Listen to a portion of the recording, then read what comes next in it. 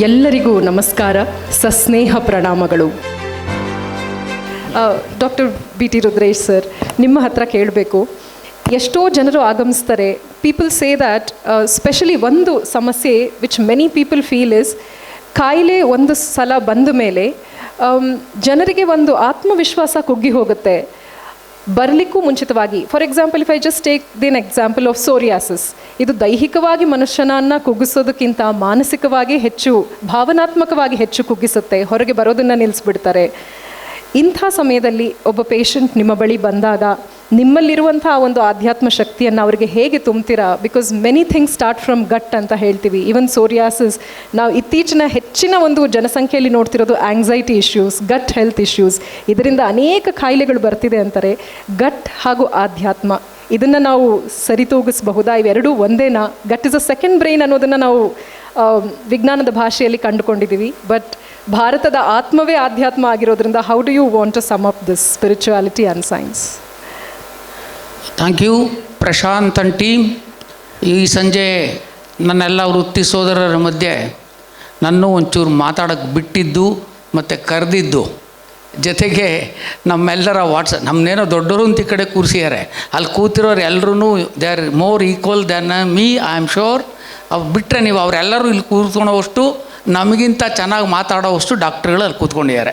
So ನಾವು ಇಲ್ಲಿ ಕೂತಿದ್ದೀವಿ ಅನ್ನೋದು ಇನ್ಸಿಡೆಂಟಲ್ ಅಷ್ಟೇ ನನ್ನ ಪ್ರಕಾರ. That is first point. Second, ಸಂತರು, ಶರಣರು, ಅನುಭಾವಿಗಳು, ದಾಸಶ್ರೇಷ್ಠರು ಆರೋಗ್ಯವೇ ಸಂಪತ್ತು ಅಂತ ಹೇಳಿದ್ದಾರೆ. ಮಹಾತ್ಮ ಗಾಂಧಿ ಹೇಳ್ತಾರೆ, ಚಿನ್ನ ಬೆಳ್ಳಿಯ ತುಣುಕುಗಳು ನಿಮ್ಮ ಸಂಪತ್ತಲ್ಲ, ಆರೋಗ್ಯವೇ ನಿಮ್ಮ ಸಂಪತ್ತು ಅಂತ. ಬುದ್ಧ ಹೇಳ್ತಾನೆ, ಸದೃಢವಾದ ಮನಸ್ಸನ್ನು ಸದೃಢವಾದ ದೇಹದಲ್ಲಿ ಇಟ್ಕೊಳ್ಳಿ, ಅದು ಮುಂದೆ ಅನುಕೂಲಕ್ಕೆ ಬರುತ್ತೆ ಅಂತ. ನಾನೊಂಚೂರು ಬೇರೆ ರಾಗದಲ್ಲಿ ಆಡ್ತೀನಿ, ನನ್ನ ಯಾರು ವೃತ್ತಿ ಸೋದರರು ತಪ್ಪು ತಿಳ್ಕೊಬಾರ್ದು. ನಾನೊಬ್ಬ ಹೋಮಿಯೋಪತಿ ವೈದ್ಯ. ಹಾಗಾಗಿ ಹೋಮಿಯೋಪತಿನಲ್ಲಿ ಮನುಷ್ಯನನ್ನು ಮನಸ್ಸು, ದೇಹ, ಬುದ್ಧಿ ಅದು ಯಾಕೆ ಹೇಳಿದೆ ಅಂದರೆ, ಅಧ್ಯಾತ್ಮ ಬೇರೆ, ಈ ಕೈ ಬೇರೆ, ಆ ಕೈ ಬೇರೆ, ತಲೆ ಬೇರೆ, ಬ್ರೈನ್ ಬೇರೆ, ಹೆಬ್ಬೆರಳು ಬೇರೆ, ಹೀಗೆ ನಾವು ಮಾಡೋಕ್ಕಾಗಲ್ಲ. ಹೋಮಿಯೋಪತಿಯ ಮೂಲ ತತ್ವ ಏನು ಅಂದರೆ, ಮನುಷ್ಯ ಮನಸ್ಸು, ದೇಹ, ಬುದ್ಧಿ ಈ ಸಾಂಗತ್ಯ ಸಾಮರಸ್ಯದಲ್ಲಿ ಕೆಲಸ ಮಾಡ್ತಾ ಇರುತ್ತೆ. ಆ ಕೆಲಸ ಮಾಡೋದನ್ನು ಯಾರು, ಹೂ ಈಸ್ ಮ್ಯಾನ್? ಇದುವರೆಗೂ ಮ್ಯಾನ್ ಅನ್ನೋ ಪದಕ್ಕೆ ಸಾರ್ವಜನಿಕ ಪರಿಪೂರ್ಣ ಉತ್ತರವನ್ನು ನಾನು WHO ಇಂದನೂ ಕಂಡಿಲ್ಲ.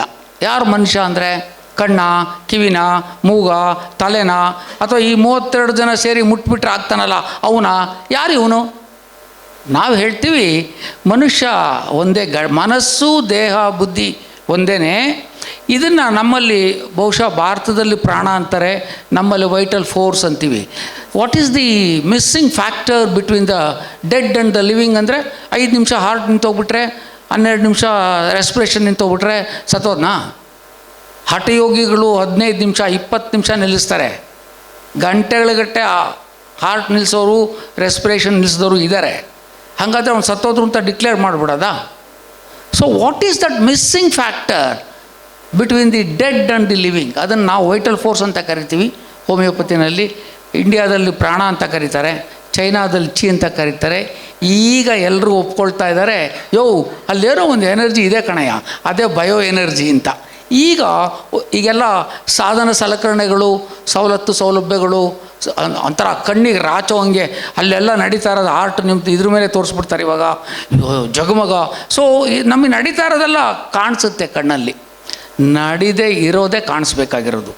ನಾನು ಒಬ್ಬ ತಾಯಿ ಹತ್ರ ನಮಸ್ಕಾರ ಮಾಡಿದಾಗಲೆಲ್ಲ ಅವಳು ಯಾವತ್ತೂ ನೀನು 100 ವರ್ಷ ಬಾಳು ಅಂತ ಹೇಳಲೇ ಇಲ್ಲ. ಅವಳು ಬಾಳಲಿಲ್ಲ, ಅದು ಬೇರೆ ಪ್ರಶ್ನೆ. ಹೋಗಿ ನಮಸ್ಕಾರ ಮಾಡಿದಾಗಲೆಲ್ಲ, ಆಯುಸ್ ಇರೋ ತನಕ ಆರೋಗ್ಯ ಇರಲಪ್ಪ ಅನ್ನೋದು ಅಜ್ಜಿ ಯಾವಾಗಲೂ. ಯಾವತ್ತೂ ನೀನು 100 ವರ್ಷ ಬದುಕು ಅಂತ ಹೇಳಲಿಲ್ಲ. ಸೊ ಬದುಕಿರೋ ತನಕ ಆರೋಗ್ಯ ಇರೋದು ಮೊದಲನೇದು. ನಾವೆಲ್ಲ ಸೆಕೆಂಡ್ ಗ್ರೇಡ್ ಸಿಟಿಸನ್ಸ್ ಅಂತ ಡಾಕ್ಟರ್ಸು. ಯಾಕೆ? ನಾವು ಯಾರೂ ಆರೋಗ್ಯ ನಿರ್ವಹಣೆ ಬಗ್ಗೆ ಮಾತಾಡಲ್ವೇ? ನಾವು ಕಾಯಿಲೆಯ ನಿರ್ವಹಣೆ ಬಗ್ಗೆ ಮಾತಾಡ್ತೀವಿ. ಆರೋಗ್ಯ ನಿರ್ವಹಣೆ ಅತ್ಯಂತ ಸುಲಭ. ಮತ್ತು ಯಾರು ನಮ್ಮ ಹಳ್ಳಿಗಳಲ್ಲಿ ಅದು ಅಂಜನಪ್ಪ ಅವ್ರಿಗೆ ಗೊತ್ತಾಗುತ್ತೆ. ನಮ್ಮ ಹಳ್ಳಿನಲ್ಲಿ ಯಾರು ಒಬ್ಬ ಡಾಕ್ಟರ್ ಹತ್ರಕ್ಕೆ ಹೋಗ್ತಾನೆ ಅಂದರೆ ಅವನು ಮಗುಮ್ಮಾಗಿ ನೋಡ್ತಾ ಇದ್ವಿ ನಾವೆಲ್ಲ. ಇಷ್ಟ್ರ ಮೇಲೂ ಹೋದ್ರೂ ಇಷ್ಟೊಂದು ಸ್ಪೆಷಲಿಸ್ಟ್ ಇರ್ತಾರೆ ಅಂತ ನಂಗೆ ಬೆಂಗಳೂರಿಗೆ ಬಂದಮೇಲೆ ಗೊತ್ತಾಗಿದ್ದು. ಏನೇ ಇದ್ದರೂ 2 ಬಾಟ್ಲ್ ನಾವು ತೊಗೊಂಡೋಗ್ತಾ ಇದ್ದೆವು. ಅವನು ಅಂಥ ಕಾಯಿಲೆ ಆಗಿರಲಪ್ಪ, ಅವ್ನು 2 ಕೊಡೋನು, ಒಂದು ಕೆಂಪುದು ಮಿಕ್ಸ್ಚರು, ಇನ್ನೊಂದು ಬೆಳ್ಳಗಿರೋ ಮಿಕ್ಸ್ಚರು. ನೀನು ಬಂದು 2 ಸತಿ ಕೊಡಿದ್ರೆ ಅವನ ಅಜ್ಜಿ ಅಂಥ ಕಾಯಿಲೆನೂ ಸರಿ ಓಡಬೇಕು. ಈಗ ಏನು ಕತೆ, ಇಲ್ಲೆಲ್ಲೋ ಒಂದು ಚೂರು ಹಿಂಗಂತ ಇದೆ. ಅಲ್ಲಿ ನಮ್ಮ ಮಸಾಲೆ ದೋಸೆ ತಿನ್ಕೊಂಡು ಹೋಯ್ತಾನೆ, ಅಲ್ಲಿಂದ ನಮ್ಮ ಓದೋನು ನಮ್ಮ ವಿದ್ಯಾರ್ಥಿ ಭವನಲ್ಲಿ ಅದೇ ಓದ್ತೈತೆ, ಜಲ್ದಿ ಓಡೋದ್ನಲ್ಲಪ್ಪ ತಗೋ ಮಲಗಿಸಿದ್ರು ಅಷ್ಟೇ. ಯಾಕೆ ಪರ್ಸ್ನಲ್ ಎಕ್ಸ್ಪೀರಿಯೆನ್ಸ್ ಹೇಳ್ತೀನಿ. ಎಲ್ಲ no husband is a hero to his wife ಅಂತ. ನನ್ನ ಹೆಂಡತಿ ಏನು ಹೇಳಿದ್ರು ಇವನು ಬಿಳಿ ಮಾತ್ರನೇ ಕೊಡ್ತಾನೆ ಅಂತೇಳಿ, ಅಯ್ಯೋ ಒಂದ್ಸರು ಯಾಕೋ ಯೂರಿನಲ್ಲಿ ಫೋಮ್ ಬಂತು ಅಂತ ನನ್ನ ಎದುರುಗಡೆ ಮನೆಯವ್ರು ಇದ್ರಲ್ರಿ, ಅವ್ರನ್ನ ಮಾಡಿದ್ರಲ್ಲ ಇವರು ಕಿಡ್ನಿ ಸ್ಪೆಷಲಿಸ್ಟ್, ಅವ್ರು ನೋಡೋಕೆ ಹೋದ್ವಿ. ಇವಳು ಹೋಗಿದ್ದಾಳೆ ಆಸ್ಪತ್ರೆಗೆ, ಹೆಸರು ಡಾಕ್ಟ್ರು 2 ಹೇಳಲ್ಲ. ನನ್ನ ಹೆಂಡತಿ ಹೇಳ್ಬೋದು, ಯಾಕಂದ್ರೆ ಅವಳು ಇಲ್ಲ. ಅದರಿಂದ ಹೋದ್ಲು. 10 ನಿಮಿಷ ಬಿಟ್ಕೊಂಡು ನನಗೆ ಫೋನು, ರೀ ನನ್ನ ಎಮರ್ಜೆನ್ಸಿ ICUಗೆ ಹಾಕಿದ್ದಾರೆ. ಏನಾಯ್ತೆ ನಿನಗೆ? ಅದೇನೋ ಗೊತ್ತಿಲ್ಲ, ಹಾಕ್ಬಿಟ್ಟಿದ್ದಾರೆ. ಕೊಡಿಲ್ಲ ಡಾಕ್ಟ್ರನ್ನ. ರೀ ನಾನು ಡಾಕ್ಟರ್ ರುದ್ರೇಶ್ ಮಾತಾಡ್ತಾ ಇದ್ದೀನಿ. ಯಾರು ಇದು? ಅವ್ನು ಡ್ಯೂಟಿ ಡಾಕ್ಟ್ರು, ಕೊಡಿ ನಿಮ್ಮ ಸೀನಿಯರಿಗೆ ಕೊಡಿ. ಏನಾಗಿದೆ ಸರ್ ಅವನಿಗೆ? ಫೋನ್ ಕಟ್ ಮಾಡಿಬಿಟ್ರು. 10 ನಿಮಿಷ ನಾನು ಯಾರು ಫೋನು ತೊಗೊಳ್ಲಿಲ್ಲ. ಮತ್ತು ಇನ್ನೊಂದು ಸರಿ ಫೋನ್ ಮಾಡಿದಾಗ ಹೇಳ್ತಾನೆ ಡ್ಯೂಟಿ ಡಾಕ್ಟ್ರು, 90-60ಕ್ಕೆ ಬಂದುಬಿಟ್ಟಿತ್ತು ಸರ್. ಎಲ್ಲಿ ಸತ್ತೋಗ್ಬಿಡ್ತಾಳೋ ಅಂತೇಳಿ ಮೊನ್ನೆ ಆಪ್ರೇಷನ್ ಆಯಿತಾ, ಬ್ಲೀಡಿಂಗ್ ಆಯಿತಾ, ಇದಾಯ್ತಾ, ನಮ್ಮ ಹಾಸ್ಪಿಟ್ಲಿಗೆ ಕೆಟ್ಟ ಹೆಸರಲ್ವ ಸರ್, ಅದಕ್ಕೆ ICUಗೆ ಹಾಕ್ಬಿಟ್ಟೆ. ಹೆಂಗಸ್ರಿ 90-60 ನಾರ್ಮಲ್ ಕಣಯ್ಯ, ಅದು ಯಾಕೆ ಅಷ್ಟು ಒದ್ದಾಡ್ತೀರಾ?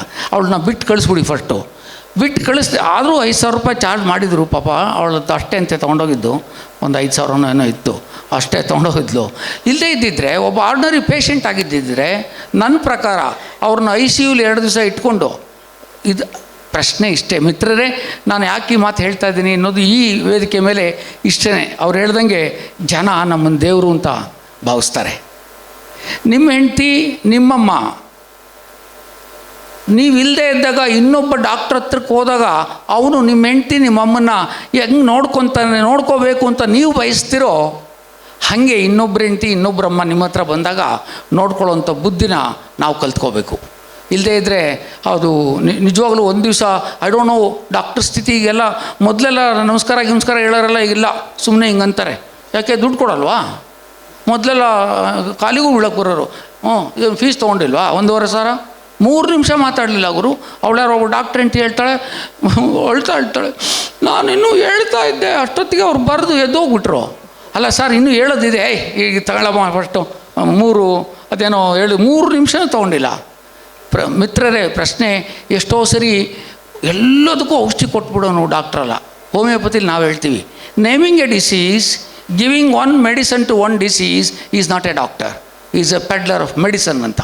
ಹಾಗಾಗಿ ಇವಳಿಗೆ ಯಾರಿಗೆ, ನಮ್ಮ ಮರ್ಲಿನ್ ಮನ್ರೋಗೆ ಒಂದ್ಸರಿ ಸಿಕ್ಕಾಬಟ್ಟೆ ಜಾಸ್ತಿ ಹೊತ್ತಾದರೆ ನಿಲ್ಲಿಸು ಅಂತ ಹೇಳಮ್ಮ. ನಮ್ಗೆ ಗೊತ್ತಾಗಲ್ಲ, ಸುಮ್ಮನೆ ಏನೋ ಕತೆ ಹೊಡಿತಾ ಇರ್ತೀವಿ. ಯಾವಾಗಾಗುತ್ತೋ ನೀನು ನಿಲ್ಲಿಸ್ಬಿಡ್ತೀನಿ. ಮರ್ಲಿನ್ ಮನ್ರೋಗೆ ಸಿಕ್ಕಾಬಟ್ಟೆ ಮೈ ಕೆರ್ತಾ ಶುರುವಾಯ್ತಂತೆ. ಏನು ಮಾಡಿದರೂ ಸರಿ ಹೋಗಲಿಲ್ಲ. ಊರಿನ ಅಮೇರಿಕಾದ ಬೆಸ್ಟ್ ಸ್ಪೆಷಲಿಸ್ಟ್ಗಳು ಎಲ್ಲರೂ ನೋಡಿದರು, ಏನು ಮಾಡಿದ್ರು ಸರಿ ಹೋಗಲಿಲ್ಲ. ಯಾರು ಹೇಳಿದಂತೆ ನೋಡು, ಡೌನ್ದಲ್ಲೇ ನಲ್ಲೊಬ್ಬ 90 ವರ್ಷದ ಮುದುಕ 50 ವರ್ಷ ಪ್ರಾಕ್ಟೀಸ್ ಮಾಡಿದ್ದಾನೆ, ಅವನ ಹತ್ರಕ್ಕೆ ಓದ್ಲು. ಇವನು ಕೇಳಿದೆ, ಏನು ಯಾಕಮ್ಮ ಇಚ್ಚಿಂಗು ಅಂತ. ಏನು ಕೆರ್ಕೊತಾಳೆ, ಏನು ತಡೆಯೋಕ್ಕಾಗ್ತಾಳೆ, ಇದು ಎಮ್ಮೆ ಮೈ ಉಜ್ಜುತ್ತಲ್ಲ ಕಂಬಕ್ಕೆ, ಉಜ್ತಾಳೆ, ಅಲ್ಲಿ ಕೂತ್ಕೊತಾಳೆ, ಇಲ್ಲಿ ಕೂತ್ಕೊತಾಳೆ. ಸರಿ, ಎಲ್ಲ ಆಯಿತು. ಇವನಿಗೆ ಯಾಕೋ ಕನ್ವಿನ್ಸ್ ಆಗಲಿಲ್ಲ ಅವಳು ಹೇಳಿದ್ದು.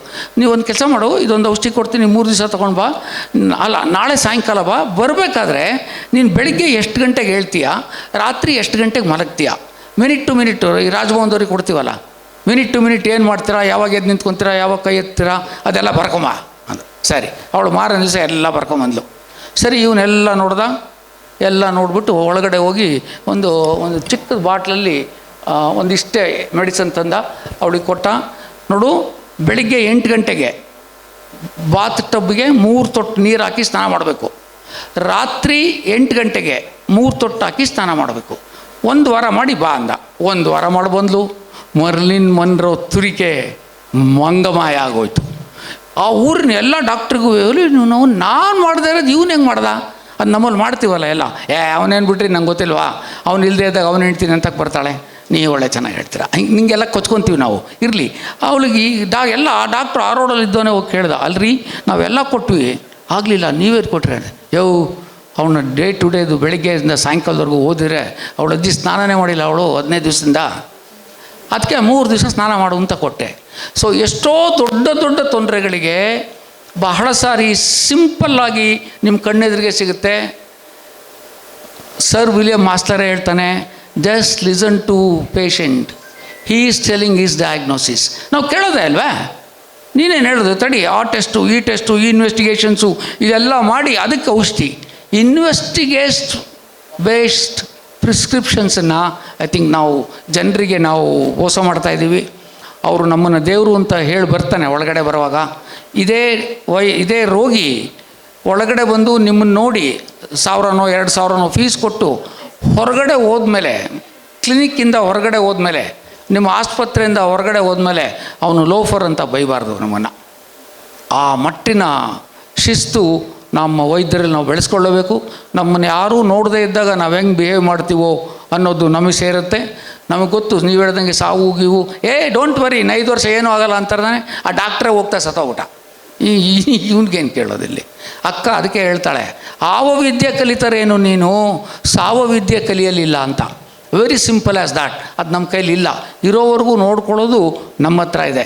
ನಾನು ಕೊನೆಯದಾಗಿ ಏನು ಹೇಳೋಕ್ಕೆ ಬಯಸ್ತಾ ಇದ್ದೀನಿ ಅಂದರೆ, ಅಂಜನಪ್ಪ ಸರ್ ವಿಲಿಯಂ ಆಸ್ಲರ್ನ, ನನಗೂ ಸರ್ ವಿಲಿಯಂ ಆಸ್ಲರು ಅತ್ಯಂತ ವೆರಿ ಗೈಡಿಂಗ್ ಸ್ಪಿರಿಟು. ಅವ್ರು ಹೇಳ್ತಾರೆ,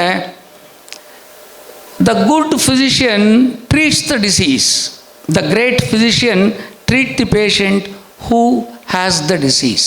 ಅವನು ಮುಂದುವರೆದು ಹೇಳ್ತಾನೆ, the practice of medicine is an art, not A trade, A calling, not A business, A calling in which your heart will be exercise equally with your the head. ಎಷ್ಟು ಚೆನ್ನಾಗಿ ಹೇಳ್ತಾನೆ. Nobel ಲಾರಿಯೆಟ್ಟು, ಆಧುನಿಕ ವೈದ್ಯಕೀಯ ವಿಜ್ಞಾನದ ಪಿತಾಮಹ, 150 ವರ್ಷದಿಂದ ಹೇಳಿದ್ದಾನೆ, ಇವತ್ತು ಹೇಳಿರೋದಲ್ಲ. Medicine is a science of uncertainty and art of probability. ಮಿತ್ರರೇ, ನಮಗಿದೆಲ್ಲ ಗೊತ್ತಿರಲಿ. ನಮಗೇನೇನೋ ಎಲ್ಲ ಮಹಾ ದಿಗ್ಧಂತಿಗಳೆಲ್ಲ ಗೊತ್ತು, ಮಹಾ ಟೆಸ್ಟ್ಗಳು ಗೊತ್ತು, ಹಿಂಗಾಗಿದ್ದಾವೆ ಎಲ್ಲದು ಗೂಗಲ್ ಗೊತ್ತು. ನಿಜ, ಪೇಷಂಟ್ಸೇನು ಹುಚ್ಚರು ಅಂದ್ಕೊಂಡ್ರಾ? ನಮ್ಮ ಹತ್ರ ಬರೋ ಹೊತ್ತಿಗೆ ಅಗ್ಗಲ್ಲ, ಗೂಗಲ್ ನೋಡ್ಕೊಂಡೇ ಬಂದಿರ್ತಾರೆ. ಈ ಮಕ್ಕಳಾಗದೇ ಇರೋರಿಗೆ 3000 ಮಕ್ಕಳಾಗಿರೋದು ಅದು ಇನ್ಸಿಡೆಂಟಲ್ಲಿ ಮೇಡಮ್, ಅದು ಇಲ್ವಾ ಕಮ್ಯುನಿರಾವ್ ಇರಬೇಕಾಯ್ತು, ಇದರಾ? ಓಕೆ, ಅದು ನನ್ನ ಹೆಸರಲ್ಲಿದೆ. ಅವರು ಈಗ ಯಾರೇ ಬಂದರೂ ಪೇಷಂಟೇನು ನಾವು ಸುಲಭ ಅಂದ್ಕೊಂಬಿಡ್ಬೇಡಿ, ಅವರು ಎಲ್ಲ ಥರವಾಗೇ ಮಾಡ್ಕೊಂಬಂದಿರ್ತಾರೆ. ನಮ್ಮ ಎದುರುಗಡೆ ನಮ್ಮನ್ನು ಟೆಸ್ಟ್ ಮಾಡೋಕ್ಕೆ ಬರ್ತಾರೆ. ಅವಳು ಯಾರೋ ಮೊನ್ನೆ ಹೇಳ್ತಾಳೆ, doc I have PCOS. How do you say that? I Google doc. 2 ನಿಮಿಷ ಬಿಟ್ಟು ಇನ್ನೇನೋ ಕೇಳಿದೆ, no doc, this is not this, I googled. ಅವಳು 5 ನಿಮಿಷದಲ್ಲಿ 8 ಸಾರಿ ಗೂಗಲ್ಡ್ ಅಂದ್ಲು. ಆ ಗೂಗಲ್ ಜೊತೆ ಇರೋದ್ರ ಬದಲು ನಿನ್ನ ಗಂಡನ ಜೊತೆ ಇದ್ದಿದ್ರೆ ಇಷ್ಟೊತ್ತಿಗೆ ಮಕ್ಕಳೇ ಆಗೋಗಿರೋವಲ್ಲಮ್ಮ. So we don't spend. ಇಲ್ಲಿ ಕೇಳಿ ಮಜಾ, ಎಲ್ಲ ಗಂಡ ಹೆಂಡತಿ ಎಲ್ಲರೂ ಬರ್ತಾರಲ್ಲ, ಈ ಎಂಥವ್ರು ಓದ್ತಾರಲ್ಲ ಅವರು, ಇಂಜಿನಿಯರ್ಸು, ಅವ್ರ ಕತೆ ಕೇಳಬೇಕು. ಬರ್ತಾನೆ, ತಿಂದು ಬಿದ್ಕೊಂತಾನೆ, ಬೆಳಿಗ್ಗೆ ಎದ್ದು ಹೋಗೋದಷ್ಟೇ, ಇನ್ನೆಲ್ಲ ಆಗ್ತಾವೆ ಮಕ್ಕಳು. ಎಷ್ಟು ಕ್ಲೀನಾಗಿ ಹೇಳ್ತಾಳೆ, ಇಂಜಿನಿಯರು. ಸೊ ನಾವು ಯಾವ ಸಮಾಜದಲ್ಲಿ ಪ್ರಾಕ್ಟೀಸ್ ಮಾಡ್ತಾಯಿದ್ದೀವಿ ಅಂತ ಗೊತ್ತಿರಬೇಕು. ನಮ್ಮ ಸುತ್ತಮುತ್ತ ಎಂಥ ಜನ ಇದ್ದಾರೆ ಅಂತ ಗೊತ್ತಿರಬೇಕು. ನಾವು ಅವ್ರಿಗೇನು ಹೇಳಬೇಕು ಅಂತ ಗೊತ್ತಿರಬೇಕು. ಬರೀ ಔಷಧಿ ಕೊಟ್ಟರೆ ನೀವು ಪ್ರಾಕ್ಟೀಸಲ್ಲಿ ಸಕ್ಸಸ್ ಆಗಲ್ಲ. ಇದು ನನ್ನ ವೈಯಕ್ತಿಕ ಅಭಿಪ್ರಾಯ. ನಿಮ್ಮೆಲ್ಲರಿಗೂ ತಿಳಿ ಹೇಳುವಷ್ಟು ಖಂಡಿತ ದೊಡ್ಡವನಲ್ಲ. ಈ ಪ್ರಶಾಂತು ಏನೋ ನಾನು ದೊಡ್ಡವನು ಅಂತ ಇಲ್ಲಿ ಕರ್ಕೊಂಬಂದ್ಬಿಟ್ಟಿದ್ದಾರೆ. ಅದಕ್ಕೋಸ್ಕರ ನನಗೆ ಗೊತ್ತಿರೋದನ್ನು ತಮ್ಮ ಮುಂದೆ ಇಡ್ತಾಯಿದ್ದೀನಿ. ಮಿತ್ರರೇ, ಖಂಡಿತ ಅವರು ನೀವು ಇದ್ರ ಬಗ್ಗೆ ಕೇಳಿದ್ರಿ, ಏನದು ಸ್ಪಿರಿಚುಯಾಲಿಟಿ. ಮನುಷ್ಯ ಸ್ಪಿರಿಚುಯಾಲಿಟಿ ಬೇರೆ ಬೇರೆ ಅಲ್ಲ ರೀ.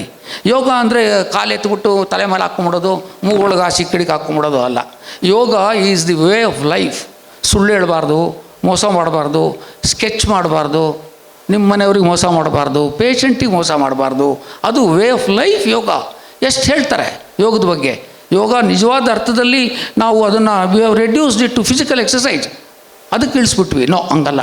ಯೋಗ ನಾನು ಚೆನ್ನಾಗಿ ಬದುಕೊಂಡು ಮನಸ್ಸು ದೇಹ ಬುದ್ಧಿ ಒಂದೇ ಅಂತ ಹತ್ಕೊಳ್ಳೋಂಥದ್ದು. ಕೊನೆಯದಾಗಿ ಐನ್ಸ್ಟೀನ್ ಹೇಳ್ತಾನೆ, ಧರ್ಮವಿಲ್ಲದ ವಿಜ್ಞಾನ ಧೂರ್ತರ ತಾಣವಾಗುತ್ತೆ ಅಂತ. Science without philosophy will become devils station ಅಂತ. ನಾವು ಅವನು ಹೇಳ್ದಂಗೆ ಬರ್ಟ್ರಾಂಡ್ ರಸಲ್ ಹೇಳ್ತಾನೆ, ಮನುಷ್ಯನ ಬುದ್ಧಿನೇ ಹಂಗೆ. ಯಾವ್ಯಾವುದು ವಿಜ್ಞಾನಿಗಳು ಎಲ್ಲ ಒಳ್ಳೇದಕ್ಕೆ ಕಂಡಿಡಿದ್ರು ಅದನ್ನೆಲ್ಲ ಮನುಷ್ಯ ವಿನಾಶಕ್ಕೆ ಬಳಸ್ಕೊಂಡೇ ಬಂದಿದ್ದಾನೆ. ಚಾಕು ಕಂಡಿಡ್ದ, ತರಕಾರಿ ಎಚ್ಚರಯ ಅಂತ ಇವನು ಒಟ್ಟಿಗೆ ಹಾಕ್ಬಿಡ್ತಾನೆ. ಎನಿವೆ, ಧನ್ಯವಾದಗಳು ಫಾರ್ ಯುವರ್ ಪೇಷಂಟ್ ಹಿಯರಿಂಗ್. ನಿಮ್ಮೆಲ್ಲರ ಜೊತೆ ನಾನು ಸಾಯಂಕಾಲದ ಪ್ರಾಕ್ಟೀಸ್ ಬಿಟ್ಟು ಬಂದ್ರೂ ನನ್ನ ವೃತ್ತಿ ಬಾಂಧವ್ರ ಜೊತೆ ಕೂತ್ಕೊಳ್ಳೋ ಅಂಥ ಒಂದು ಅವಕಾಶವನ್ನು ಕಲಿಸ್ಕೊಟ್ರು. ಇದೇ ನಮಗೆ, ಈಗ ನನಗೆ 69 ನಮಗೆ ನೀವು ವಾಟ್ ಗೆಟ್ಸ್ ಯು ಗೋಯಿಂಗ್ ಅಂದರೆ ಇದೇನೆ, 4 ಜನ ಜೊತೆ ಸೇರೋವಂಥದ್ದು, ನಿಮ್ಮ ಎಂಡಾರ್ಫಿನ್ಗಳು, ನಿಮ್ಮ ಆಕ್ಸಿಟೋಸಿನ್ಗಳು, ನಿಮ್ಮ ಏನೇನು ಅಫಿನ್ಗಳಿದಾವೋ ಅವೆಲ್ಲವನ್ನು ಆ್ಯಕ್ಟಿವೇಟ್ ಮಾಡ್ಕೊಳ್ಳೋದು, ಮತ್ತು ಹುಡುಗನಂಗೆ ಹೋಗೋದು ಹೊರಗಡೆ. This is what makes me get going all these years. I think, thank you for everything. Thank you all. Thank you so much. God bless you. That was so insightful, ladies and gentlemen.